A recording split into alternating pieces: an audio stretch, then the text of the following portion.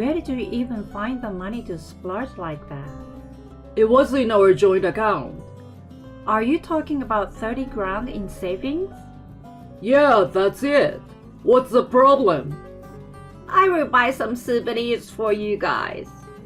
To my astonishment, my husband and mother-in-law had used part of the $30,000 I had saved for our daughter's university tuition and 1 year of school expenses for their vacation.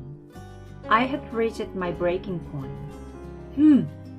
If that's how you want to play, bring it on. I decided to devise a counter-strike and put it into motion. Hey, our home is in a serious mess. My name is Alicia. I'm a 43 years old housewife. I've been married to Simon for 18 years now. We used to work for the same company. He's 3 years my senior and served as my mentor during my probation. We naturally grew closer, making it easier to talk to and consult with him. We used to go out for drinks together for discussion, so meeting after work was quite common for us. It was around the time I passed the probation period that he asked me out on a date, and we started going out seriously.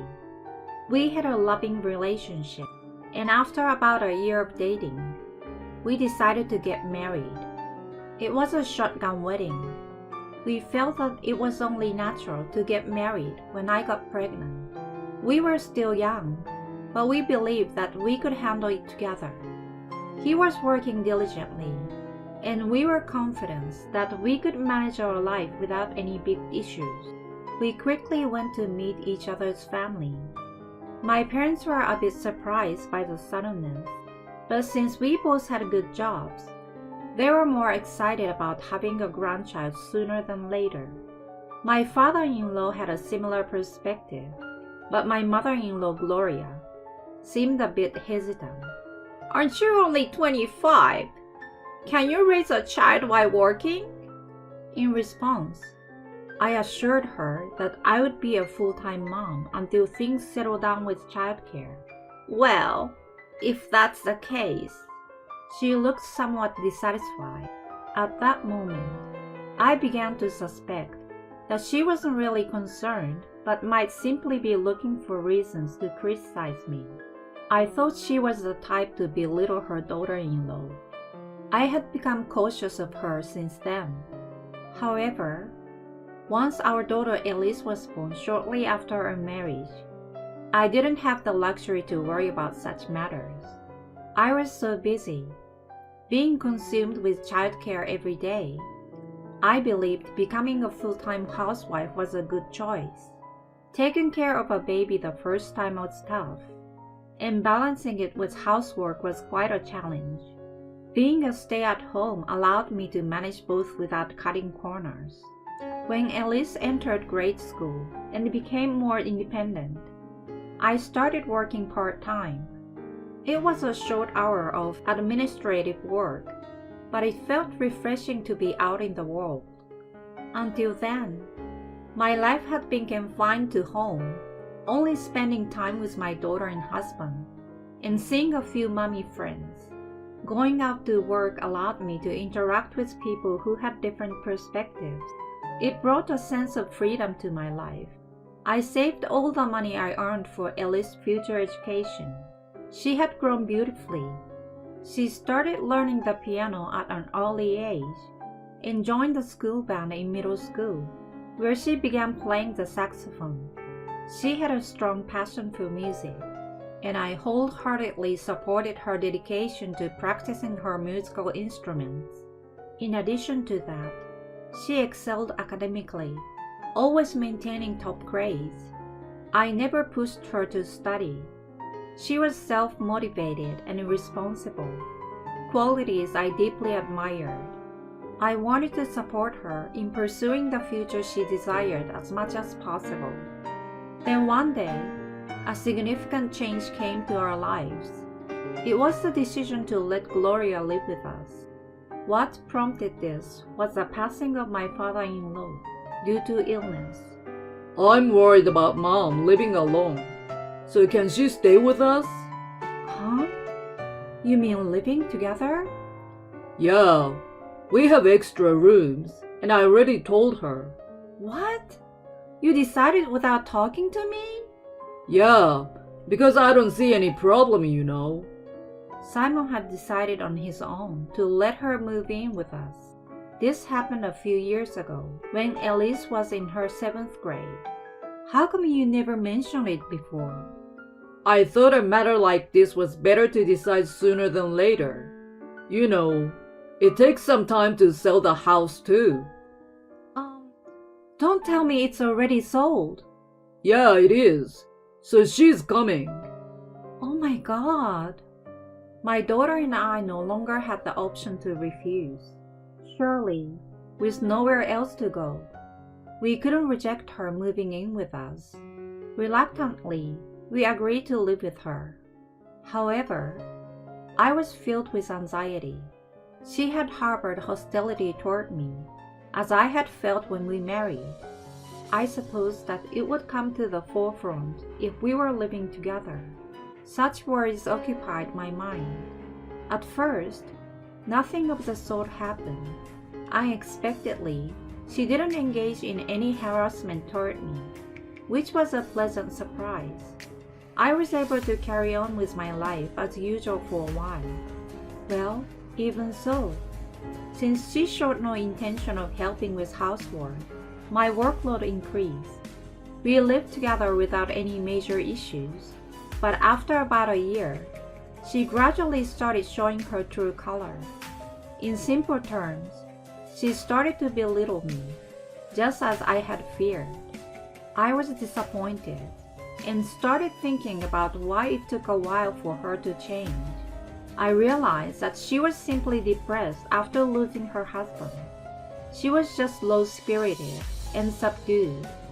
Listen, Ashley, I prefer bread for breakfast.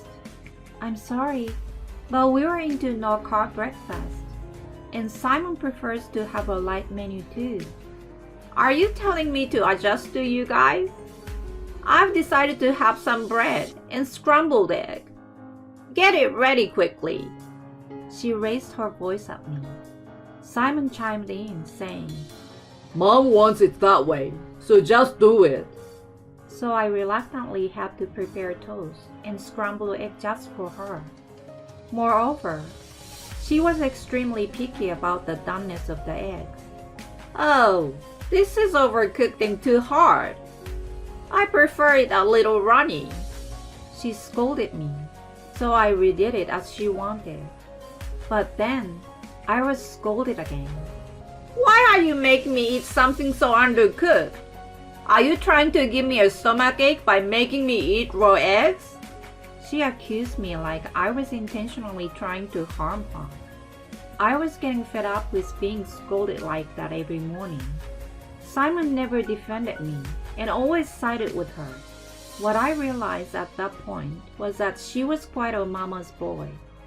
I would have assumed that husbands protect their wives, but in his case, he was consistently on her side and blamed me.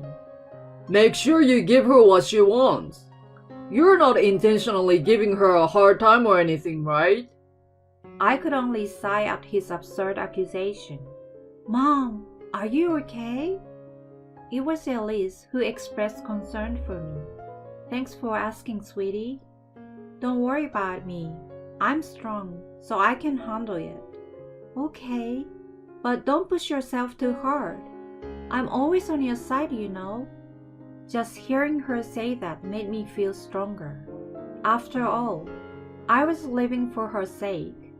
If I could make her happy, that was all that matters. Simon provided for our family's living expenses, and I had saved quite a bit for Ellie's education through my part-time job.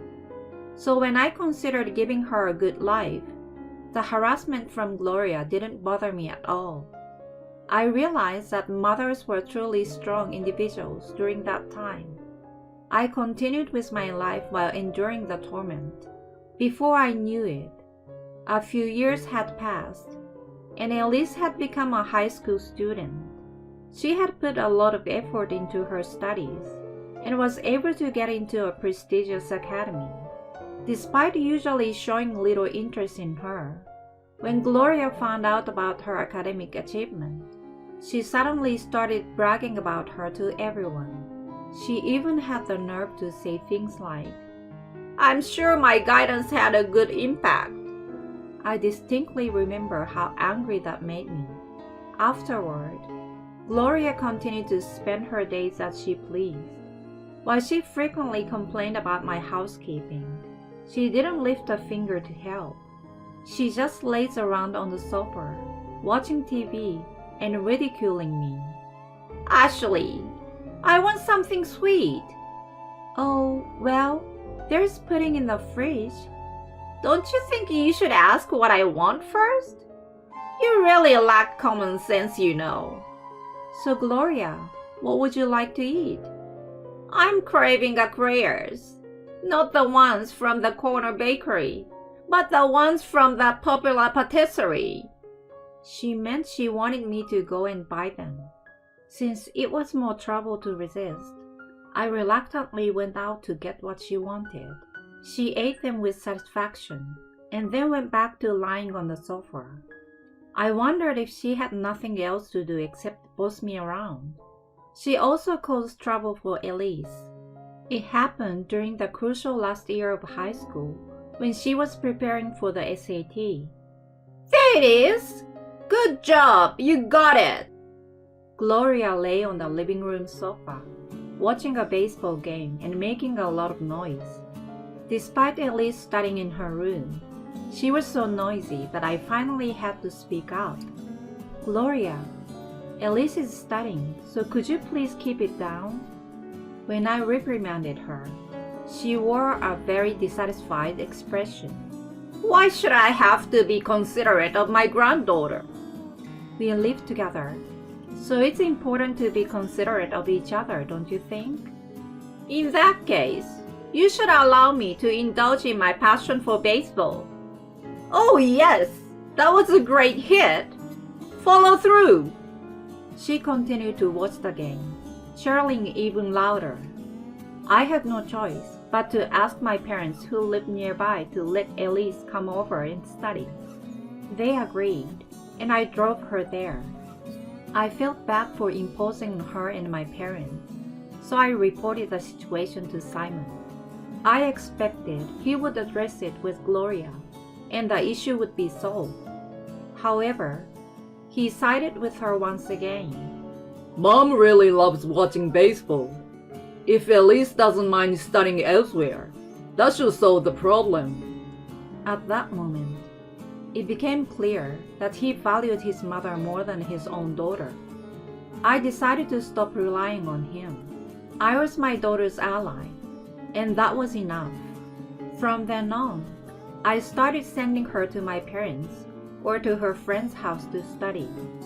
Whenever I apologized to her about it, she always responded with a smile and said it didn't bother her at all. With her diligent studies and extracurricular activities, she was successfully accepted into her first choice university. I celebrated her achievement wholeheartedly. Both Simon and Gloria were also delighted at that time. I was quite certain that Gloria would boast about it to others, but I couldn't help that. I waited for Elise's graduation day, wondering what nonsense she would tell people.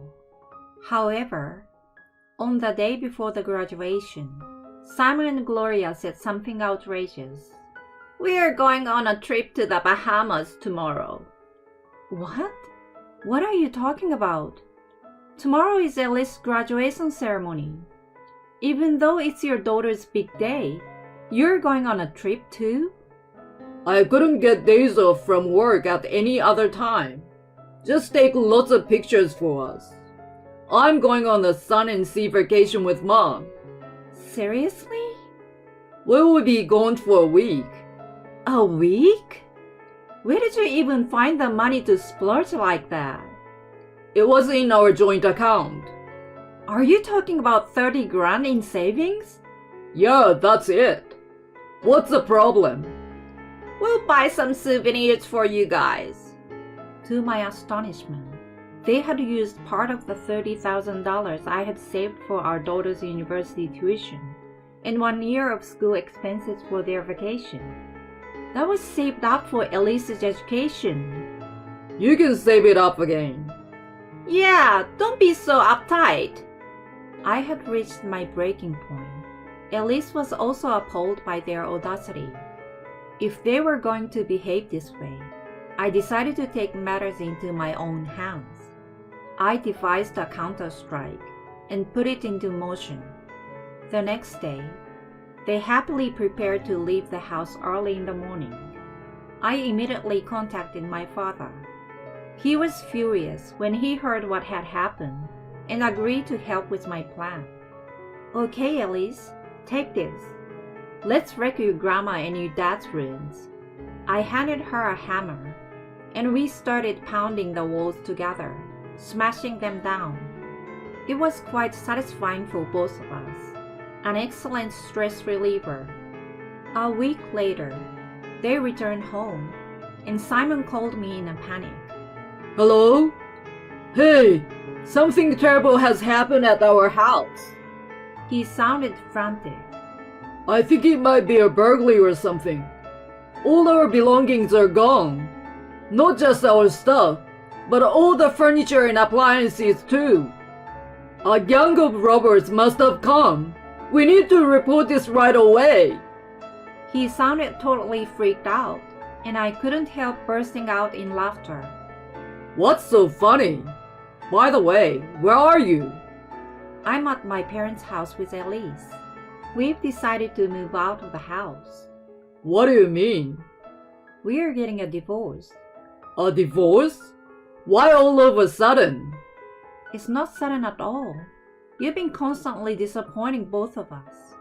Plus, you used Elise's university funds for a trip without asking. There's no way I can continue our marriage with such a terrible husband, you know. Hold on. Did you guys destroy our rooms? Yeah, it felt so satisfying. You've got to be kidding me. Do you think you can get away with something like this? Where's our stuff anyway? They're at your brother's place. He was pretty appalled when I explained the situation and agreed to temporarily store them. What the heck have you done? Do you even realize what you're doing? It seemed like the phone was on speaker, and Gloria took over. Do you think you can get away with this? You will pay for ruining Simon's house. We will even report it to the police. Go right ahead. You will likely be turned away. Yeah, right. The house is my name, you know. That's baloney. Oh my. Could it be that Simon has been deceiving you all along for the sake of his pride? My father gave me ownership of one of his properties. Has he misrepresented himself as the owner? This house is yours, right? She asked in a panicked voice. Simon sounded flustered and mumbled incoherently. Simon, speak up! It's Ashley's.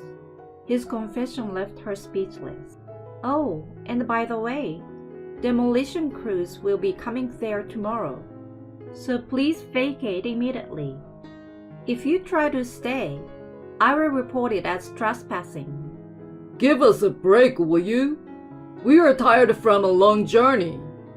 I don't care. Just get out of my house and never have anything to do with Elise and me again. Then I hung up the phone. Afterward, they left the house out of fear of being reported. I wasted no time and demanded a divorce through a lawyer right away. Simon resisted until the end, but when I informed him that I was willing to go to court, he quickly backed down. And so, I successfully got a divorce from him as fast as possible. And I also secured child support payments. By the way, Simon and Gloria are currently living in a shabby one-bedroom apartment together. Gloria has a history of excessive spending and has exhausted her inheritance. She now appears to be squandering Simon's salary at an alarming rate. I received messages from him asking for help, but I just ghosted him. On the other hand, Elise and I moved in with my parents for the time being. I'm still pursuing a claim for the money that was used without permission. The initial university tuition fee and the first year's expense are covered by my parents. I consider this as a loan, and I plan to work full-time to gradually repay them. Moving forward, I intend to prioritize my daughter and strive to live my life to the fullest.